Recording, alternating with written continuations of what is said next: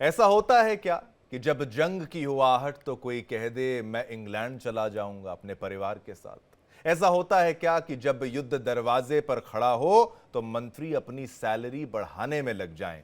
ऐसा होता है क्या कि जब दुश्मन सामने हो तो विपक्ष कहें कि आप गंभीर नहीं हैं। होता है क्या किसी देश में? बिल्कुल होता है, पाकिस्तान में होता है। नमस्कार, मैं हूं आपके साथ शिवम दत्त मेहता और आज फिर बात होगी पाकिस्तान की।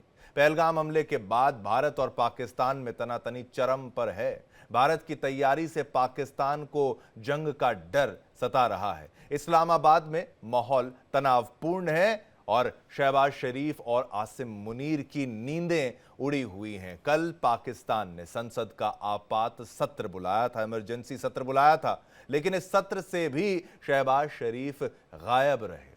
गुस्से में जमीयत उलेमाए इस्लाम के नेता मौलाना फजलुर रहमान नेशनल असेंबली से चिल्लाते हुए बाहर निकल गए। उन्होंने कहा कि जंग होने वाली है और सरकार सीरियस नहीं है, यानी गंभीर नहीं है। मौलाना फजलुर ने कहा कि पाकिस्तान की सरकार भारत के साथ तनाव को हल्के में ले रही है, मजाक समझ रही है। दरअसल भारत से मुकाबले के लिए पाकिस्तान की कोई तैयारी नहीं है।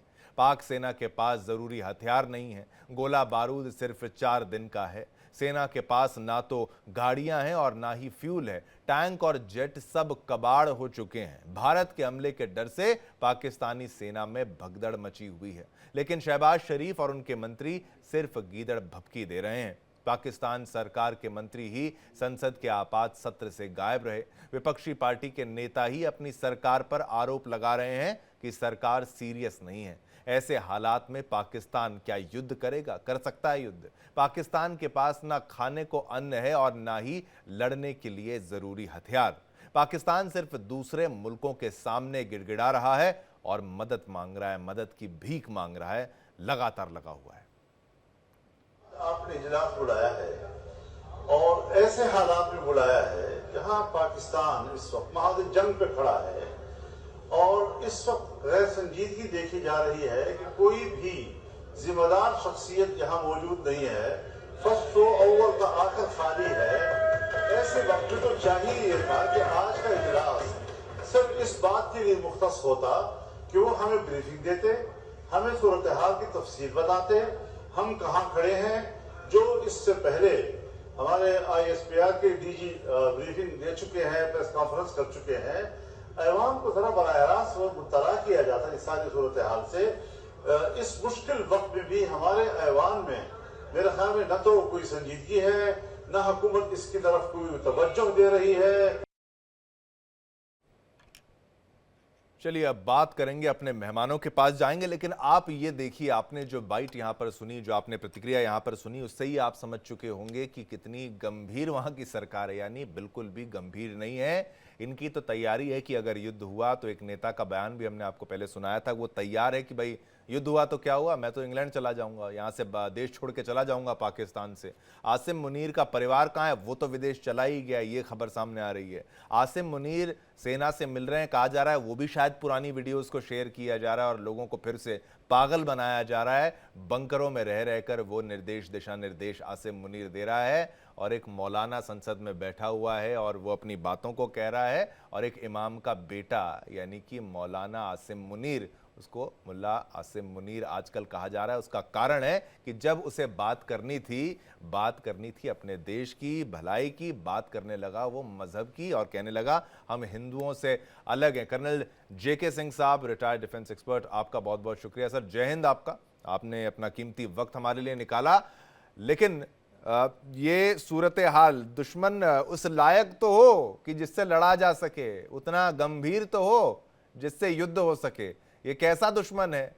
इतने चोर हैं ये, इतने बदमाश हैं ये कि भाई इनको बस अपनी परवाह है। ये सैलरियां बढ़वा रहे हैं अपनी, इस वक्त जब इनको जरूरत है कि भाई हथियारों के बारे में सोचें, पैसों के बारे में सोचें। देश का बेड़ा गर्क तो कर ही दिया है, लेकिन सैलरी बढ़ाएंगे और लेकिन जब सत्र बुलाएंगे तो उसमें अहम नेता नहीं आएंगे, गायब होंगे। कर्नल साहब।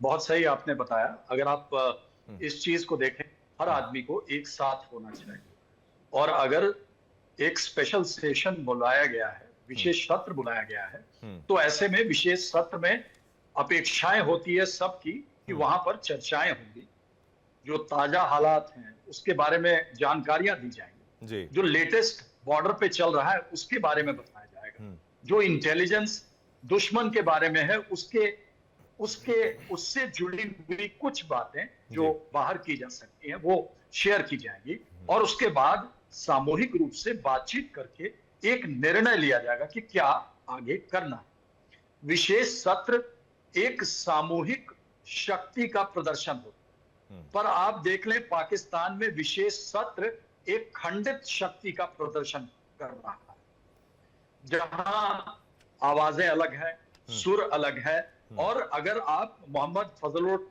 रहमान साहब की बात सुने और उनकी आवाज में दर्द समझें, तो एक आम पाकिस्तानी का दर्द है, और ये दर्द है, एक चीज है, एक बेबसी भी है और एक व्यग्रता भी है कि ये कौन से हुक्मरान हैं, न सेना न सरकार, दोनों ही इस समय अवाम को गुमराह कर रही है। बिल्कुल। और मीडिया में आकर उल्टे सीधे बयान देकर वो इस बात को बताना चाहते हैं कि जी हम तैयार हैं। बार बार इस चीज को बताने से और कोई झूठ बार बार बोलने से सच नहीं हो जाता, झूठ के पांव नहीं होते। और अगर आप देखेंगे तो कल जब विशेष सत्र बुलाई गई थी तो एक माहौल था, एक मैसेज गया था हर तरफ अवाम के अंदर कि यहाँ पर कुछ सीरियस होने वाला। पर जाहिर है अगर मोहम्मद फजलुर रहमान ने ये कहा कि काश हमें ये पूरे हालात बताते, यानी हालात नहीं बताए, काश कोई शर्मिंदगी है पहलगाम का के पृष्ठभूमि में, उन्होंने कहा न कोई शर्मिंदगी है, अगर क्योंकि वहां की अवाम, वहां के लोग जान रहे हैं कि पहलगाम में पाकिस्तान और सिर्फ पाकिस्तान था जो इस हमले के पीछे उसी का हाथ है, तो वो कह रहे हैं कि ना तो कोई शर्मिंदगी है, यानी कि ना कोई तवज्जो दे रहा है इसकी, यानी कि पाकिस्तान सरकार इसको एक ऐसे एलिमेंट के द्वारा की गई साजिश बता रहे हैं जिसमें ऐसा लग रहा है सरकार को भी मालूम नहीं है ये कैसा देश है जहां सेना एक तरफ काम कर रही है, सरकार एक तरफ काम कर रही है, विपक्ष किसी और तरफ काम कर रहा है। तो सरकार के भी लोगों को जानकारी नहीं दी जा रही, मीडिया भी बहुत अलग अलग तरीके से कुछ बेतुका बयान पेश कर रहा है। तो ना तो लोग इन्फॉर्म्ड हैं, ना वहां के तो ना कि वहां के का नेतृत्व इन्फॉर्म्ड है, ना वहां पे जो संसद में विशेष सत्र में आए थे वहां के जो नुमाइंदे हैं वो इन्फॉर्म्ड। और देखिए एक तो ऐसे में मैं समझता हूं जी